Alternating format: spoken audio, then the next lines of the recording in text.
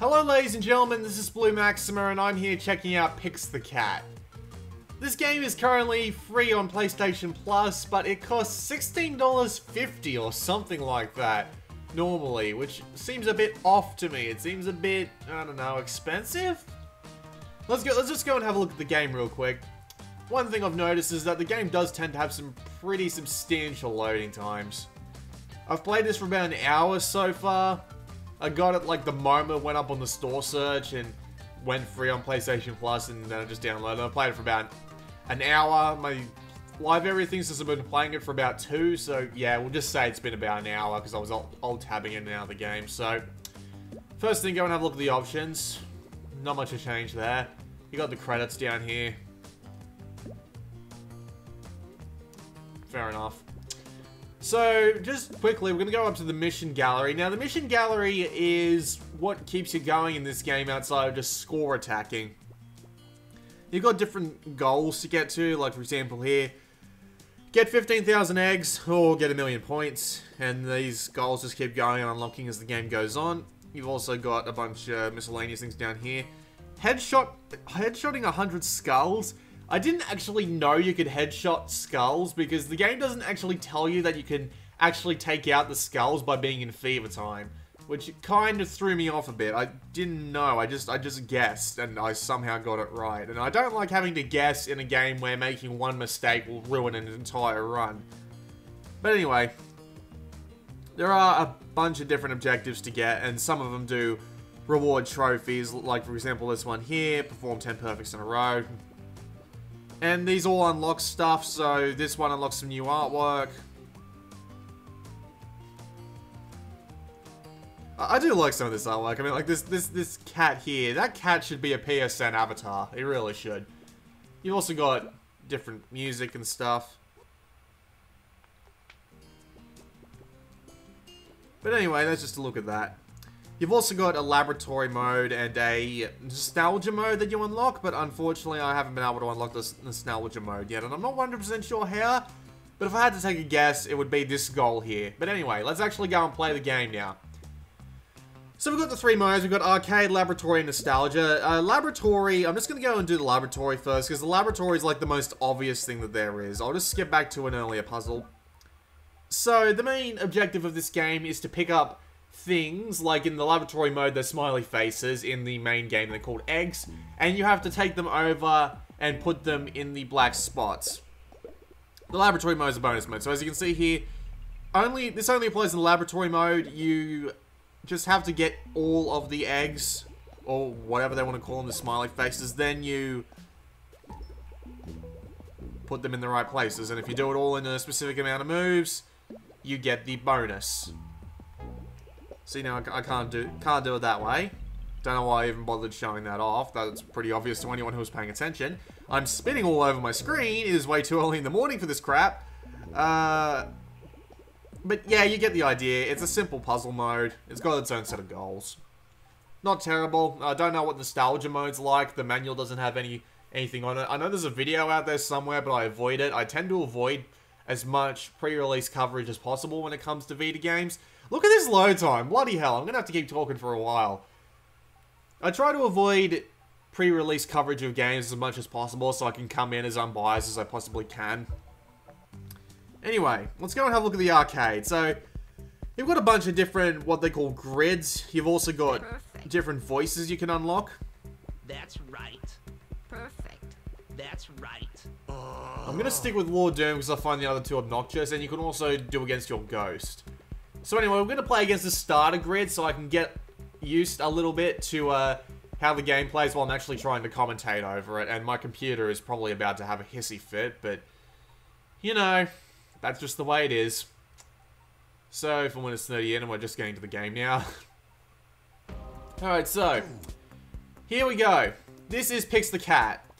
Think it looks a lot like Pac-Man Championship Edition? Yeah, you're not alone. This game has a lot of influence from Pac-Man Championship Edition. It has a lot of influence from Pac-Man in general, actually, to be honest with you. So, the way the game works is that you have to go and pick up eggs. These eggs are fairly fragile. if you do something like run into a wall, excuse me, or run into your own tail, or go over a hole with an egg, you will lose your combo. So as you can see in the top right there, I'm slowly building combo. And once I've built up to 10 times combo, I start building up speed. And when I build up enough speed, it turns on fever time. So the idea is, you just got to collect as many eggs as possible in one chain without touching any of the holes. And then you go onto the holes and start filling them in. I've gone the wrong way, so I'll be able to show off how this works. So I lose all the eggs that I collected up to that point and my chain meter goes down, and then we move on to the next stage.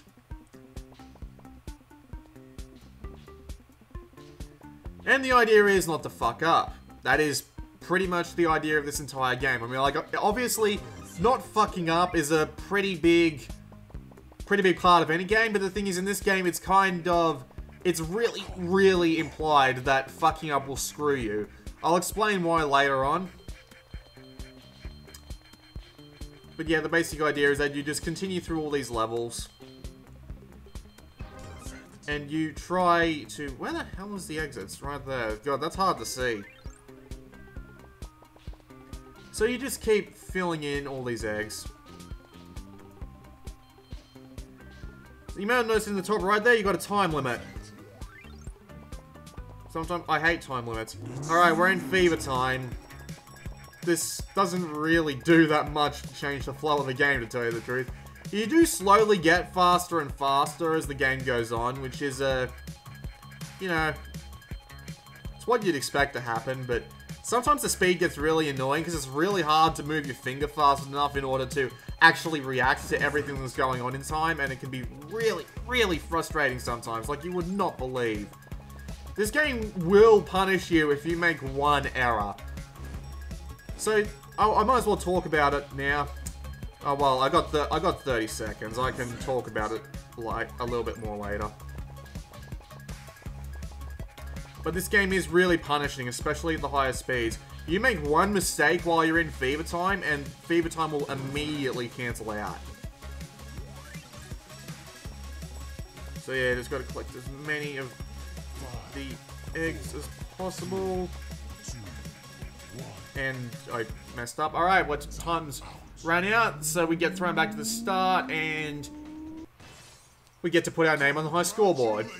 So I did not beat my high score there.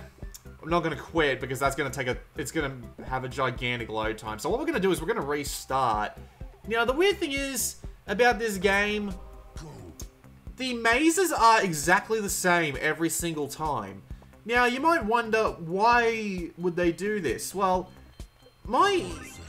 with my experience with the game, I've come to the conclusion that what they want you to do is be absolutely perfect all the bloody time.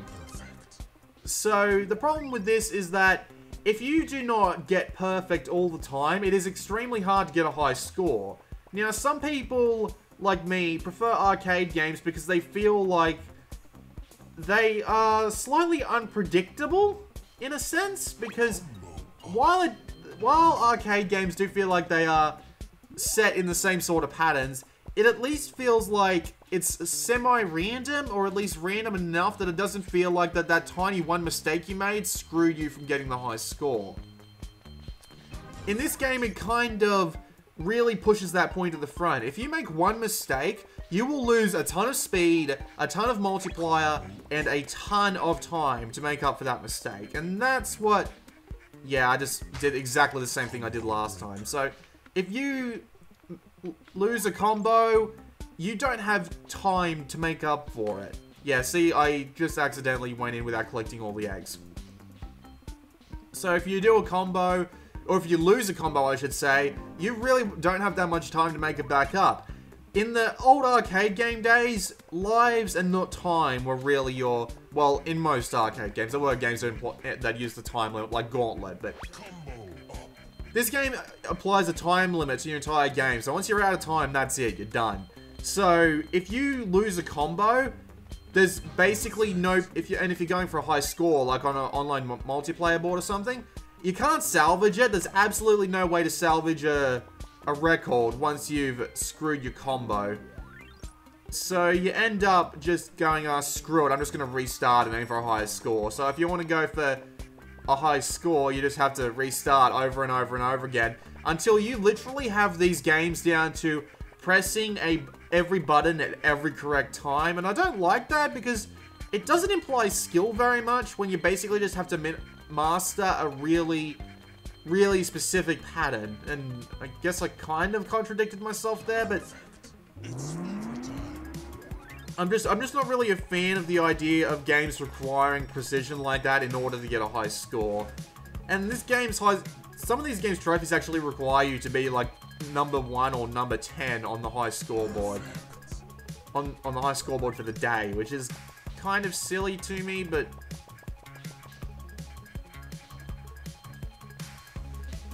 I'm a silly person. So yeah, I'm about to run out of time again. So this game pretty much is just, you know, memorizing a button sequence over a period of 5 minutes. I mean, there are definite things that change this up a bit. Like, we're going to go play the normal arcade grid now. Excuse me. The normal arcade grid introduces things like moving enemies and other such obstacles. And it also runs on a time limit, but the time limit is much longer. So some people might find this satisfying, but eventually the game just boils down to be absolutely perfect or you're not going to do any better. And I'm not a fan of that style. I'm really not. It's just a bit iffy to me is all. Since all the puzzles are exactly the same and you're on a time limit, it is basically just memorize what you have to do at point X, point Y, point Z. Because even... what was I thinking? Like, you just... God, I completely lost my train of thought there. God damn it. It's just like you have to know exactly what to do at exactly what time in order to maximize your score. I guess that would be good for perfectionists. That really would be good for perfectionists. My other problem with this game, though, is that even when the game is at a surprisingly high speed, it still doesn't really engage me that much. I guess you might argue that might be because of the idea that you have to be absolutely perfect, but I guess the idea of being absolutely perfect every single time just doesn't resonate well with me and my gamer sensibilities. Yeah, I screwed up here. I shouldn't have gone in that direction. This game does actually have some clever movement puzzles, but when you have to solve those same puzzles like 10 times over while you're aiming for a high score, it just gets old after a while.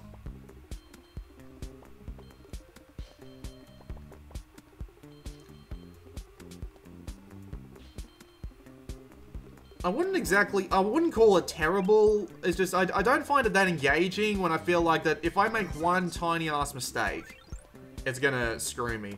Like, they do change some stuff about the puzzles, I'll give them that. Like, this was actually mirrored, so I would actually have to go onto the other side. But they do change some stuff, you know, not to make it a complete bore fest, but it always feels like the same puzzles. That was an example of a puzzle where I go up and down into a different stage in order to plant the eggs down correctly. Oh, not good. Sometimes it feels like it's really hard to corner in this game when you're going at a really high speed, and that kind of annoys me.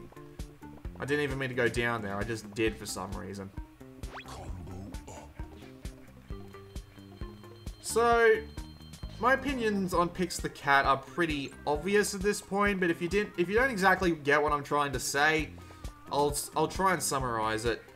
Basically, the game's reliance on precision and perfectionism to get the high scores is what turns me off the most. It's just slightly annoying when you're going for a high score and then you immediately just run into a wall or something, or if you get like a bunch of stages in and you make one wrong turn because you couldn't corner properly.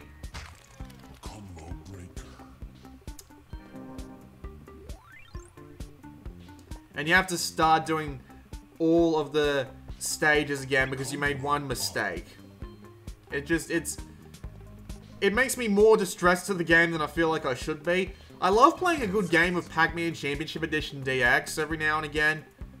And that game is just easy to slide in and out of. Like, that game does indeed serve specific patterns well. And I will not argue that maybe games requiring precision and remembering patterns isn't the worst thing in the world. But this game seems to overemphasize it. And, oh, god damn it. I meant to corner it back around there and get those 2 eggs.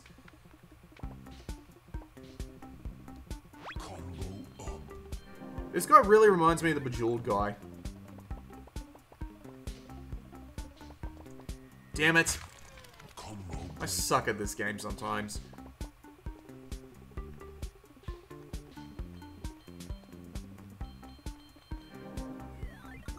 It's not a bad game, it's just, I can't imagine anyone but perfectionists liking it due to the fact that you pretty much do need to be perfect in order to get a top score every single time.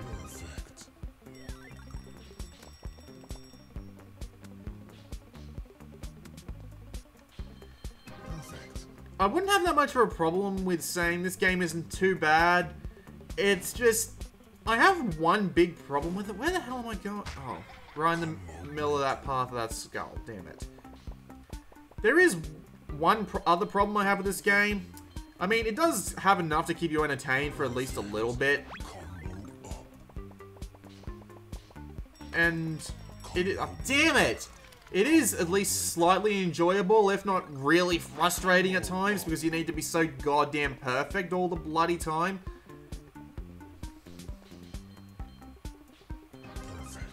My main problem with this game, once you get right down to it, is the fact that they want 16 bucks for it normally. I mean, they have released the game for free on PlayStation Plus, but asking 16 bucks for this is, it just feels a little bit rich by asking for 16 bucks by default. 10 bucks, possibly. I still wouldn't buy it, but I mean 10 bucks for sure. 5 bucks would be a much more swelled proposition. Is that the word I'm looking for? Swelled? I'm not sure. But $16 for a game where I feel like I'm really overpressured into being perfect, otherwise I'm not going to be able to get a high score run. Or just, yeah, it doesn't sound like that attractive of a deal to me.